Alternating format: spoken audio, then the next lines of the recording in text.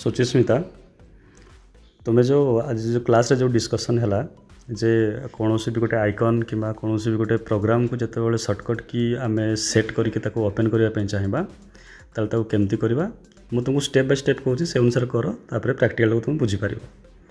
देखो ये जो गूगल क्रोमटा जो अच्छी ना ये जो गूगल क्रोम जो आइकनटा अच्छी ताको आम सर्टकट की रे सेट करवा। राइट क्लिक करो ताऊपर प्रॉपर्टीज को जाओ बस एबे देखो ये सर्टकट ऑप्शन गोटे अच्छी आ सर्टकट की पाई गोटे ऑप्शन अच्छी बस या ऊपर क्लिक करो। एबे तुम्हें किसी गोटे सर्टकट की दे दियो कीबोर्ड रु कौन दल कंट्रोल ऑल्ट आउ 1 हो। एबे देखो अप्लाई कर दियो अप्लाई ऊपर क्लिक करके देन ओके ऊपर क्लिक करो बस सर्टकट की सेट हो गला।